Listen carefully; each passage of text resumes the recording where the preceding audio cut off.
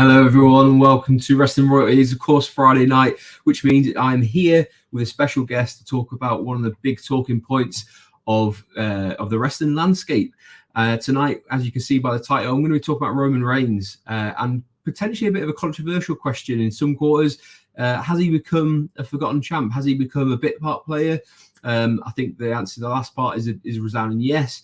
But we're going to go into a few reasons why that might be a bit of an issue. Is it an issue at all? Is it the best thing for business? There's a lot of questions that we need to get through. So tonight I am very pleased to be joined by Mr. Dan Hargreaves, who I'm going to bring in just after this.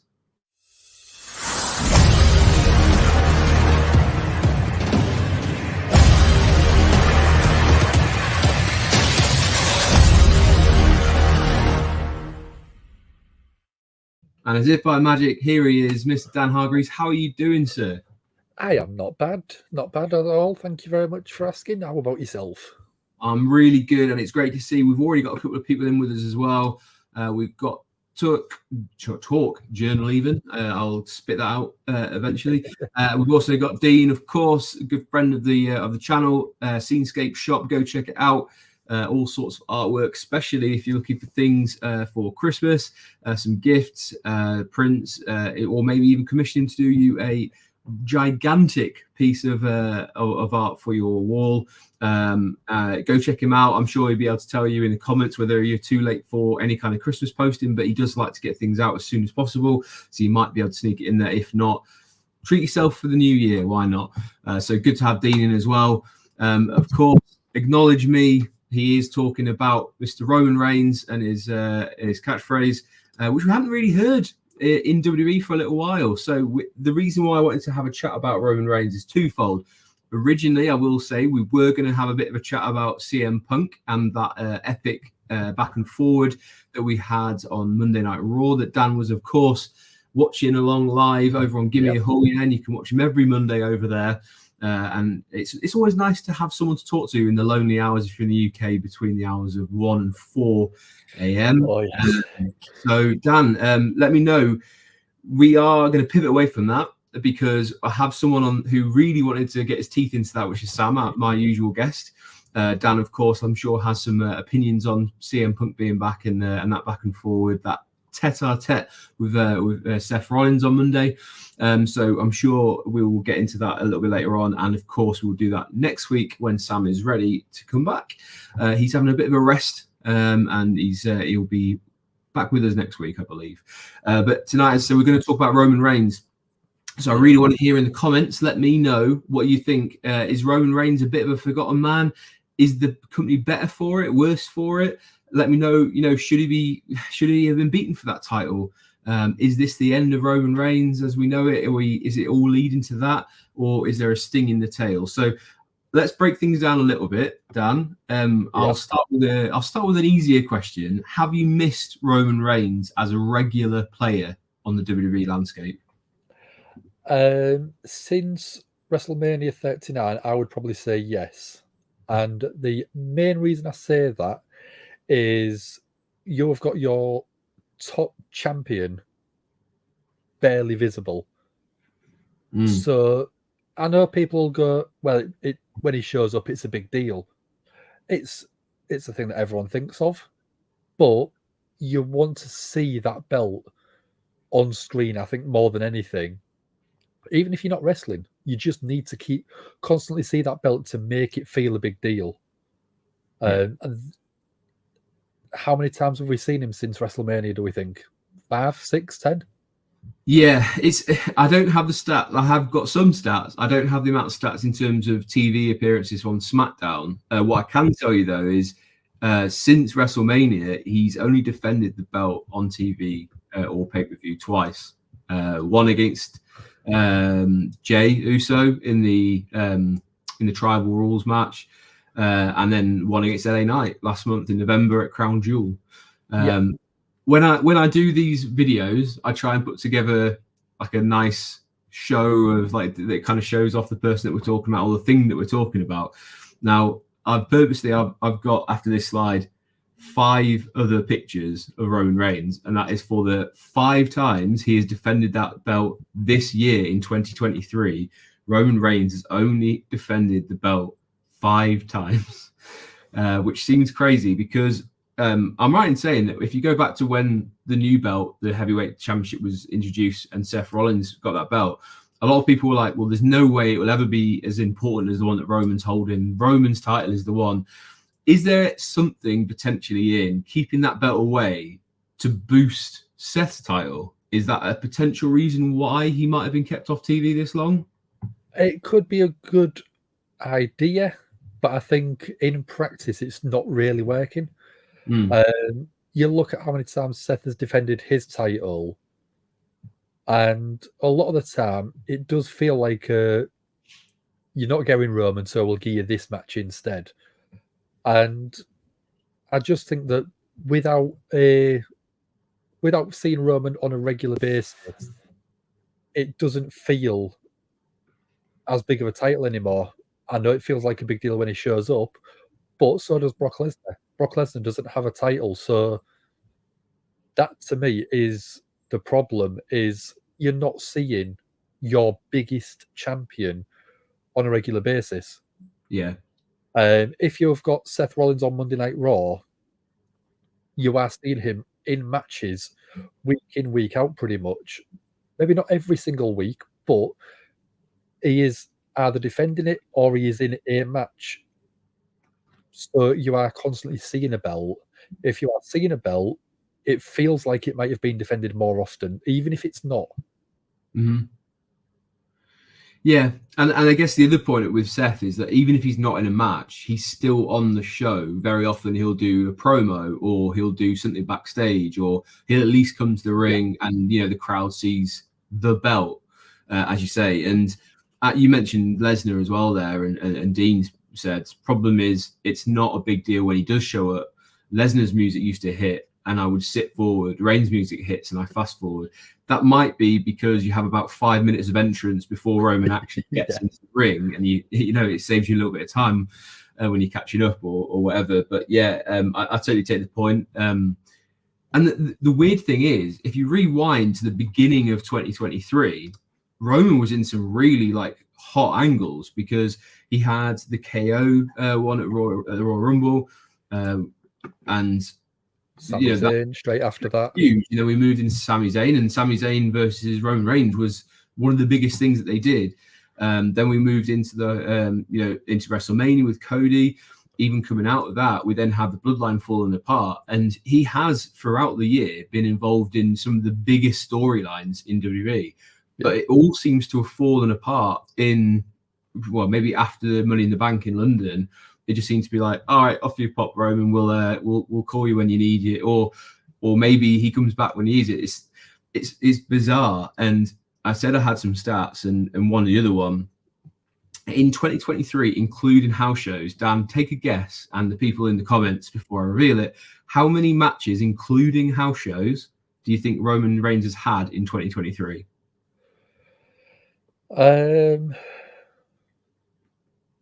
Well, most of the time they're working every weekend or at least every other weekend. So you'd probably say by the end of the year, you're probably looking or hoping for at least 25, 30, probably more.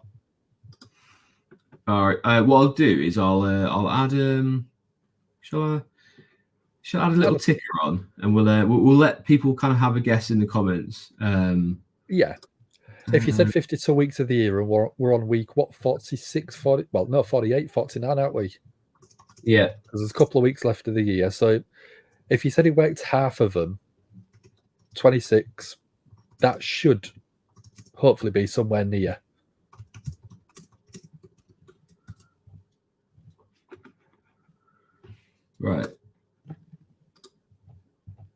Right, so I'm going to leave that. I'll leave that ruminating for a little while on the ticker across there. So in the comments, let us know if you're watching along right now. Let us know how many matches, including the house shows that Roman's been on.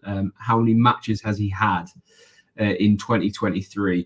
And then for when I do reveal that, I'll also tell you how many he had last year in comparison. So and let's see like how you react to that. Yeah. But anyway, yeah, let us know in the comments, and we'll let Dean's gone early. He's saying 5, so he thinks it's just the title defenses he's had. Bearing in mind, he has had a couple of PLE matches where he's been in tag team matches. So, yeah. There's been a couple of bloodline matches. Yeah. Well, he had the tag team with Solo against the Usos. And then they had the Usos versus them as well. So there's 2 straight away. So yeah, WrestleMania Backlash, I think it was. Yeah. But yeah, let us know in the comments if you're watching along. It'd be really good to hear from as many people as possible. I'll reveal the answer in a couple of minutes. We'll kind of keep talking though. So of the this seems ridiculous to ask, of the 5 matches he's had this year, which one has had you for his championship? Which ones had you most interested and intrigued by it? And has he ever really had any jeopardy of losing it? If so, which one? The 2 that immediately come to mind was the Sami Zayn match, mainly because you just didn't know if WWE was going to throw a curveball and have Sami win. It was absolutely unrealistic to believe Sami would win, but the crowd was that hot. The entrance that Sami got, the hype around the full match, I was just hoping WWE would call it on the fly and go, actually, put the title on Sami. The world won't be expecting that. But then the alternate happened a month and a bit later at WrestleMania. Everyone was expecting Cody to win, and that didn't happen. So for me, both of their matches could be a good reason of they could be Roman's match of the year. They could have been the feud of the year, because both people he was going up against were so over that you wouldn't have been surprised if both people had won that time. Yeah. I will say, especially in that like beginning half of the year, they did a very good job of building up whoever Roman was against in terms of being a credible, like, maybe he could do it. And it was very well done. As I say, my issue, and I guess where this stream and the question comes from, probably is aimed more towards the back end of the year, where it's been very notable that he did one Saudi show or he had one match against Jey Uso. So I agree. I think this is probably the one that most people were most invested in, if not the Sami stuff, because the Sami stuff got the real big pop at the Rumble when Sami kind of turned away from the bloodline, which was great. But that was Sami's moment. It wasn't Roman's moment. And then, Jay and Jimmy turning, that was their moment, not Roman's moment. And even this in defeat, it wasn't about Roman winning at WrestleMania against Cody. It was Cody losing and not finishing his story.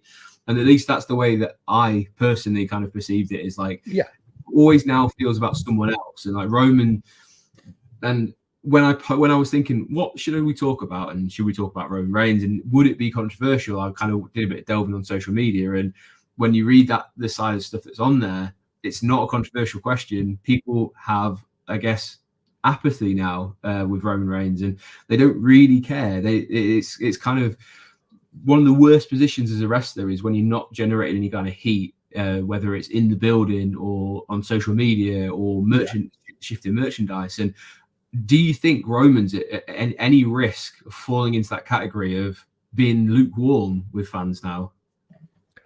I think for certain fans, he's already there. Right. I know for me, with him being on SmackDown tonight, it should be a good show. But it's not the thing that would make me stay up and watch it or cover it for the Gimme Holy Air channel. Yeah. I would be doing it because the show itself as a whole seemed exciting. If it was, I don't know, Brock Lesnar showing up, that might get me more intrigued than having a Roman appearance. Yeah. Because Brock is a big deal, whether he's got a title or not. Roman is a big deal because he's got the title. But it doesn't generate, in my mind, it doesn't generate clicks. Right. I won't see a video on the side of my YouTube list, see Roman's face on it and go, oh, Roman, let's have a look at what it is. Whereas I would with Brock. And I think that is the problem, is people are sat watching Friday Night SmackDown and they see Roman show up, and then a few days later, that little clip will be on YouTube, on the WWE channel, and it won't do as many views as a Brock Lesnar segment would. Because people are not thinking of Roman as this absolute megastar now, because they're sick of not seeing him every week.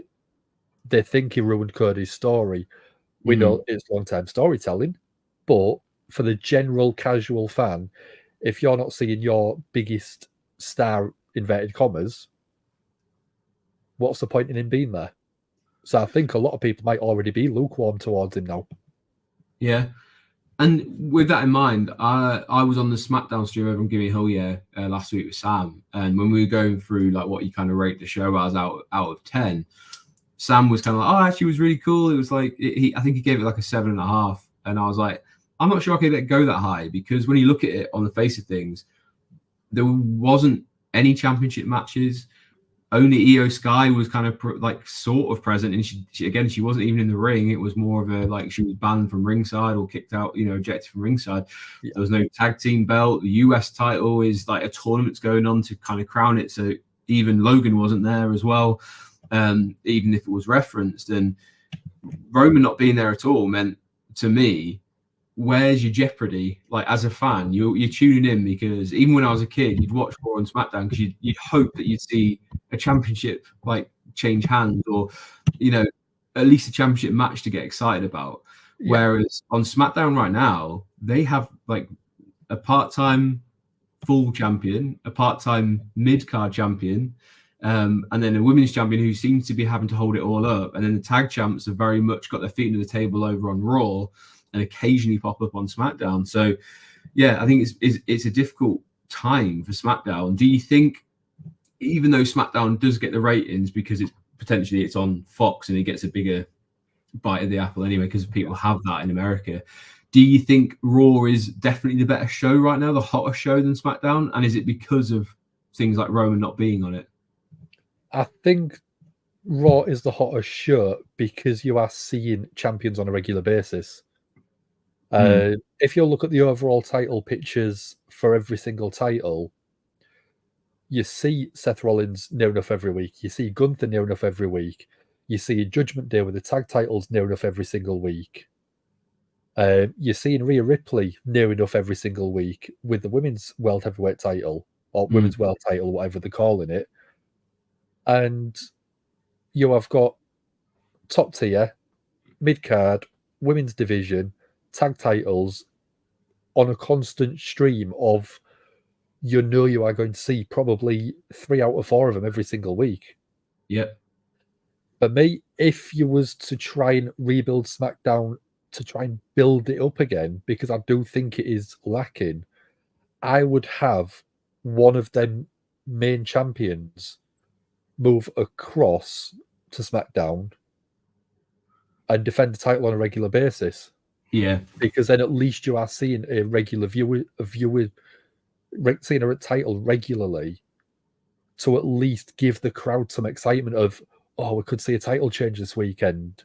If we go to SmackDown tonight, Gunther might lose the title. We know probably won't, but there's a chance. There's a chance. Yeah. And like you said a few minutes ago, it's that the jeopardy of a title change or something exciting happening without a title on the show, or with nothing really to draw fans in.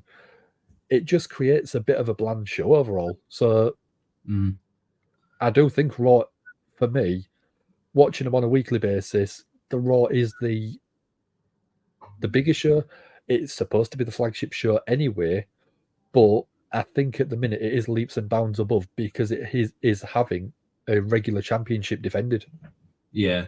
And I think they used to be able to get away with it on SmackDown when they had Gunther on SmackDown, because he was putting on like banging matches like most weeks, and it would cover for the fact that Roman wasn't there because you had a very visible, dominant champion. Yes. And you were like, oh, I'm going to tune in because someone might eventually dethrone him. And then they moved him across to Raw. And I was like, okay, now maybe there's a chance that the US title can become, what the IC title was, and it kind of becomes the main championship that you see most of the time, whereas the WWE Universal Championship, whatever it's called, that becomes like the marquee title that occasionally gets trotted out when you it's going to be a big deal when they do.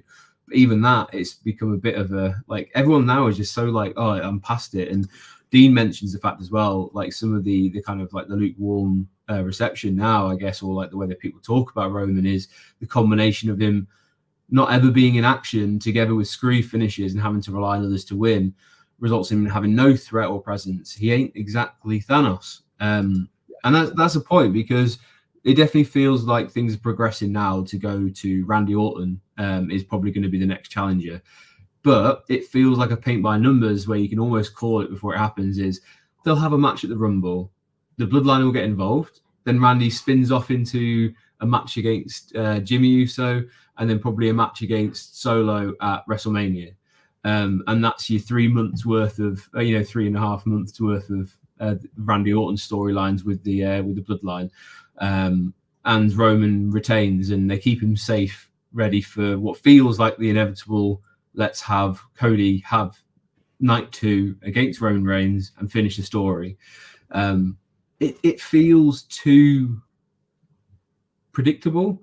But do you think it is too predictable, or can you see it going another way? Do you think they might pull a surprise and keep Roman as champion for some reason? I think if they do, a lot of people will turn off the product altogether. A lot of people probably came back because of this story, or at least the Bloodline story originally, and then with Cody returning, I think it generated a lot of hype that we're going to see new champion and we're going to see it defended regularly, which is, I think, what Cody would want to do with it. Mm-hmm. And if you don't put the title on Cody at WrestleMania 40, I do think that, it'll deflate me, in all honesty. I think it'll deflate a lot of people, and they'll fall out of love with the spectacle of WrestleMania, because that's where the storylines blow off, and that's where the good guys normally get the big wins. I think, if I remember rightly, the very first WrestleMania where the heel won was about WrestleMania 22 or 23. Is that right? Okay. From what I can remember, the face always won all the way up until, I think it was Triple H that was the very first heel to win at WrestleMania. I guess that would depend how you kind of see Stone Cold at WrestleMania 17 and things like that, because he kind of turned heel, didn't he, in that match? But he still, because of Texas, he had that weird reception where actually people were like, I don't care, Stone Cold won. It's fine. Even if you look at just up until Austin, 17 WrestleManias in a row, or 16, the babyface won. And that's a hell of a run to have your babyface win, and that's what we all tune in for. We all want to see the good guys win in the end, or 99% of us do. And Cody at WrestleMania 39 might have been a bit too early for him to do it, but WrestleMania 40, if he doesn't, a lot of people, I think, will hit the roof, and they'll probably be cancelled WWE again as a major hashtag on X. Quite possibly. I can confirm I've got my flight tickets to Philly, and the hotel's booked, and we've got our WrestleMania week tickets, apart from WrestleMania tickets. But if I am in that stadium, which I should be, I would not want to see what happens in a Philly crowd if Roman keeps that belt, because I think all the places you're going to do it, like, don't do that in Philly, because there will be riots like there was at the Rumble a few years back. But yeah, it would be an interesting one if they did decide to pull a swerve. But as I said last week, Roman is actually, if he doesn't retain, let's face it, he's not going to have any matches before the Rumble. He will surpass and come into the top 3 before the Rumble itself this year. To move up after that, he'd have to keep it into, I think it's like September time in later in the year. then he would become number 2. But to keep number 1, he'd have to go to 2028. So I don't think there's any jeopardy that they'll go for that. Like, frankly, I think it would be absolutely ridiculous if they're even contemplating it, which I don't think they are. But yeah, there's some dates for your diaries: the back end of January, the beginning of September, and 2028. So let's see where Roman's reign goes from here.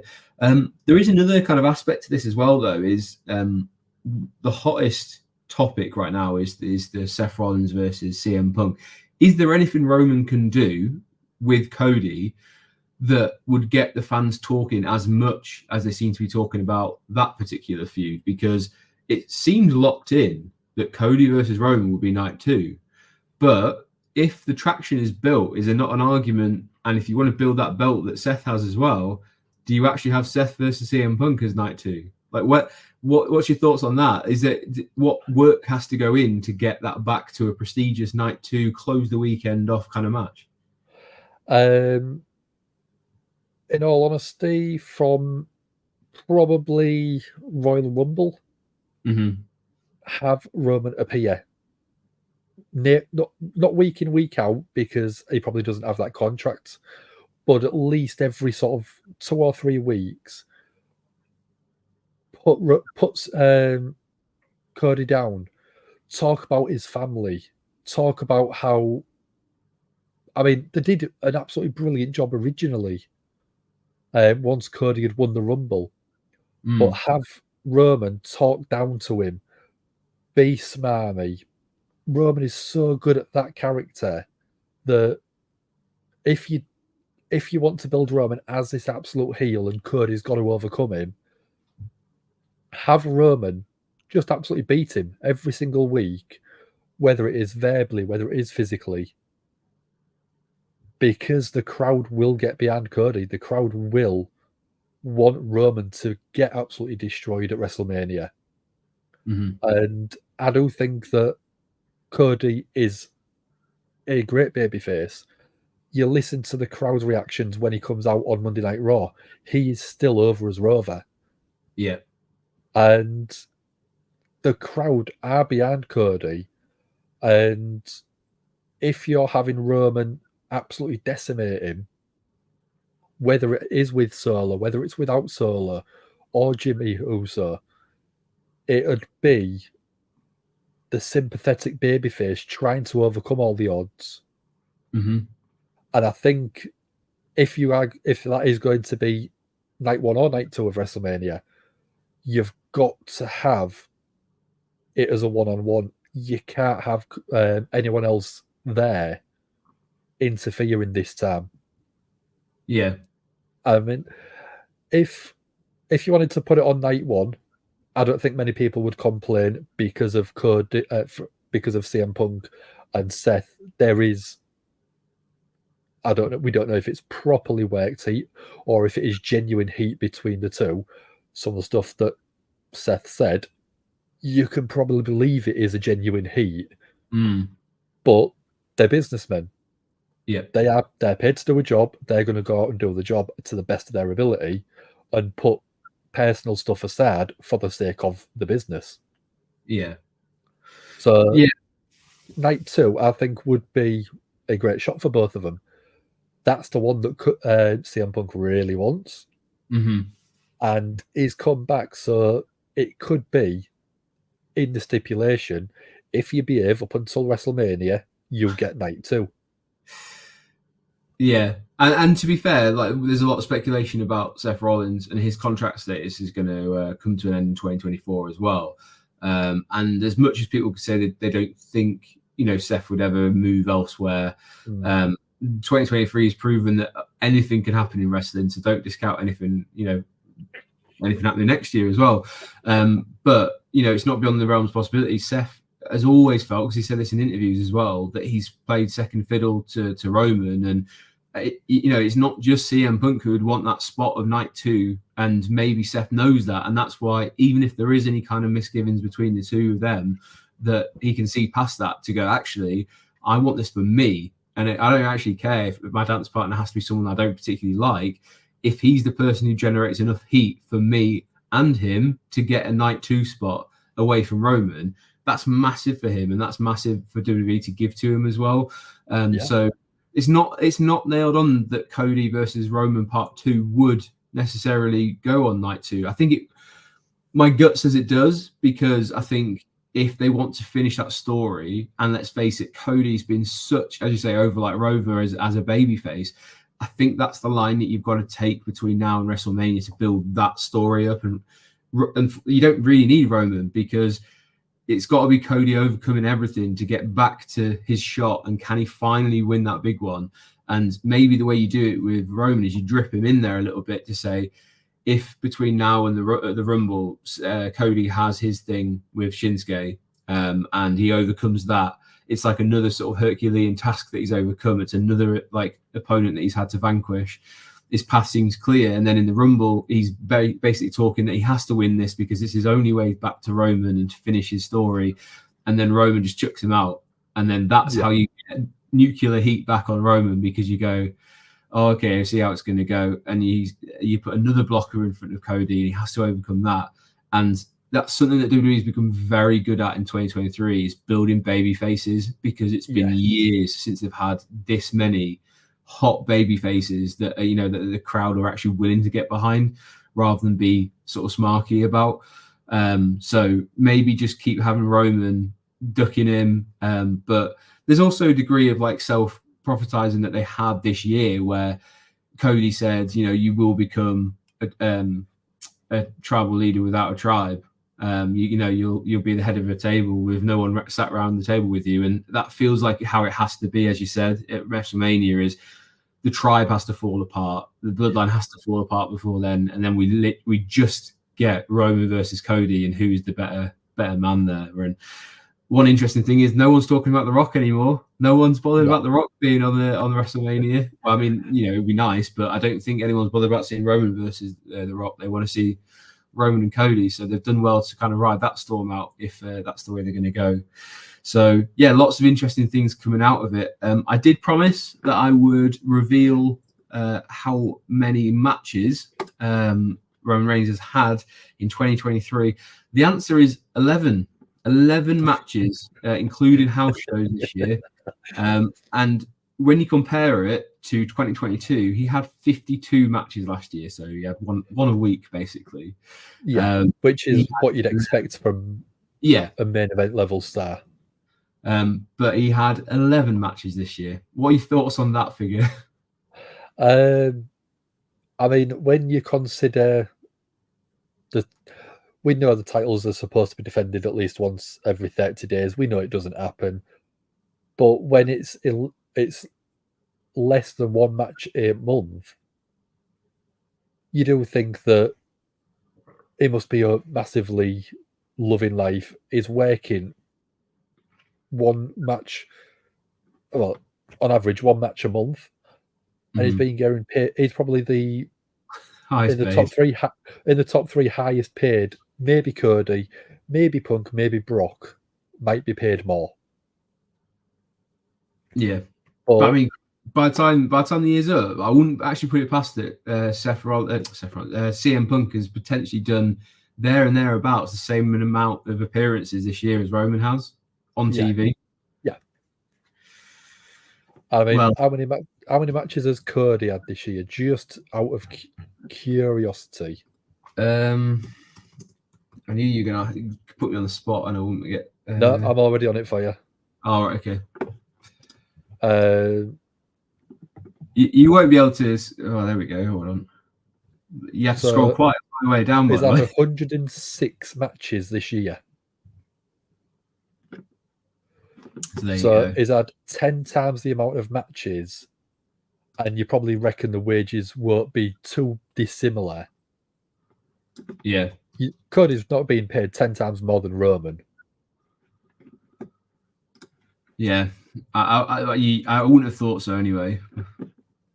I mean, I don't know if it was one of my friends or I read it somewhere, but there was ideas of Stone Cold Steve Austin coming back to face CM Punk at WrestleMania. How would you think? How would you feel about that one?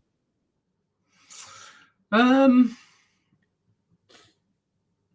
don't know is the answer to that, because I thought he did a great job against Kevin Owens. I thought it was like well framed, and it was exactly what it needed to be. CM Punk versus Stone Cold would have to be a battle of words for a long time to build up to that. And I don't know what Steve Austin's kind of schedule is running up, and is the tenuous link there that they're the two kind of like trailblazers, the Hellraisers and things like that, and it's a dream generational match. I don't know if that excites me, because I don't know if their styles blend as well as people would hope, because when you think of like cross-generational, The Rock and Hogan worked really well because they have similar styles in the sense of like how they present themselves. It's very theatrical. You have John Cena versus The Rock worked well because it was a clash of someone quite cool versus someone quite corny, and it was like someone who was like, very colorful versus The Rock, who always just dresses in black and stuff. Where I don't know, CM Punk versus Stone Cold, I feel is like one of those ones where I'd actually just be happy to see them in a ring together, like having a promo. I don't need to see a match. I might be in the minority there personally, but I don't know. In 2023, I don't feel that sits as well as me as anything else. The reason I was asking that one is, if you deal with that, who would you put up against her? Potentially the winner of the Rumble, and build the Rumble like winner. But then again, is like you've got to look at it from the sense of like business wise. And let's face it, these days everything's about clicks and impressions. And if you look at the stuff that CM Punk is doing, like you can tell why the company was happy to take that gamble to bring him in. Like it seems to have paid off fairly early on already.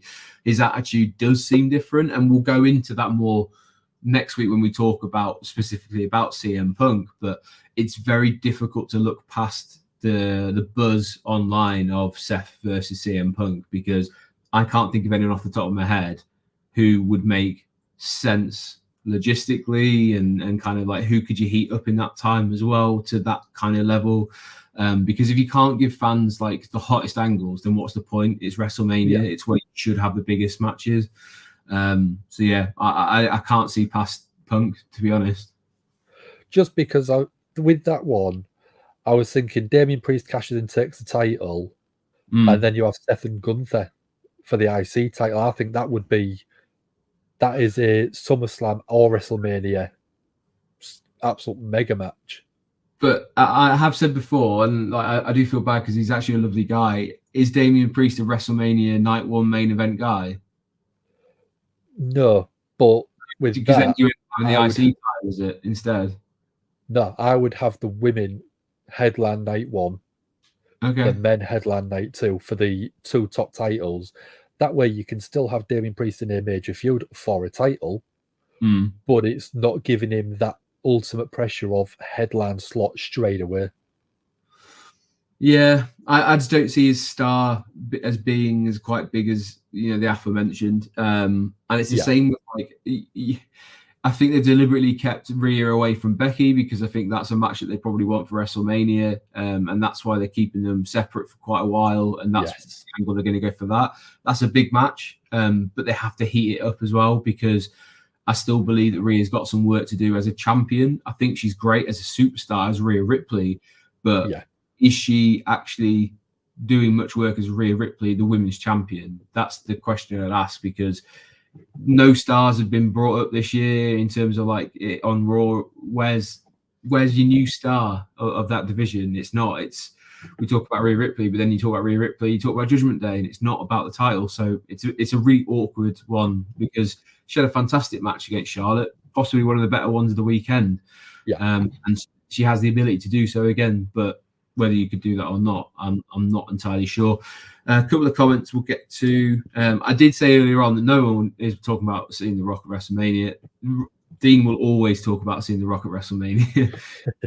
He said, Cody, so what do you want to talk about? Dean's answer would be Rock facing Roman at Mania. And Punk would be more likely to get injured than Austin. Both men have had their fair share of injuries, so Could happen. But yeah, we're gonna start wrapping up. But basically, the big question, I guess, I'll ask you to finish with is WWE a worse place for not having Roman on a full-time contract? Yes. As a simple straight answer, yes, because you should have your champions being visible on a regular basis. Would you say the same if he wasn't champion? Probably not. If Brock was champion, Roman probably would be on TV a lot more. And I don't think the belt is making the man, but I also don't think the man is making the belt because it's not being seen and it's not being defended 11 times, 11 matches in a year, and you're meant to be the biggest star of the company. It's not, to me, it's not giving star quality if you're not seeing that star quality shine on a regular basis. Yeah, no, I do tend to agree. Like, you need to give the fans something to believe in. I'm just going to really quickly just try and do something silly here, out of interest. So this year, Dolph Ziggler was released. He's had 24 matches with WWE this year, and he's not been with the company for a few months. Yeah. So it just goes to show you, like someone who's not even been around is had over double the amount of matches, which I just think it's such a shame. I think fans are getting shortchanged somewhat. I think the whole mythos around let's make his appearances special, I think that's well and truly gone now, because they're so few and far between that people just aren't bothered anymore. And I think it has become a real problem that has to be addressed immediately. And we don't even have any PLEs before the Royal Rumble, so we probably won't see him in a match, at least a title match, until then, which will probably be against Randy Orton. But hey, you can find out more tonight on SmackDown, which you'd watch along with Sam, but Sam won't be covering it tonight. But stay tuned to Gimme Hell Yeah, because if you go subscribe over on Gimme Hell Yeah, you can go watch along Raw, you can watch along SmackDown, you can watch along PLEs, you can even watch along Dynamite and AEW shows as well. They've got all of that covered over on that channel, so go give them a subscribe and follow along on there. Turn your notifications off, because hey, you never know, someone else might end up covering for Sam occasionally. Dan dips his toe into both AEW and WWE, so there's every chance that you want to have that notification bell on just in case you miss out. But yeah, feel free. Normally you can follow along, watch along, and have someone to chat to about all things WWE and all things AEW. Is there anything else you would like to say or plug while you're on the show before we wrap up here, Dan? We might have a couple of videos coming out next week or the week after, depending on how some people get back to me on certain things. I know you've already been participating in it for me. We're going to be doing a best of 2023, and it's going to have different categories for different things, but I'm not telling you any more than that, so you'll have to come and check it out by making sure that notification bell is ticked. Yeah. And let me tell you as well, if you're not already kind of au fait with the guys on Gimme Hell Yeah, they are opinionated in the best set way possible. So you're always guaranteed some explosive fireworks across there. So make sure you tune in for those, because I can't wait to hear what some people's opinions are on the subjects and the categories that Dan has set. So definitely go follow that. And while you're here, while you are watching along with us right now, please hit that subscribe button. It's been a great year. This is actually video number 50 for the channel. So thank you very much for joining us. If you're watching this in the future, thank you very much. Dean has been here all night and says, have a great weekend. Same to you, mate. I hope you have a great weekend. And we will do one more next weekend, and then we'll see if we can squeeze one more in after that. Will probably be some sort of roundup show as the last Friday of the year quickly approaches.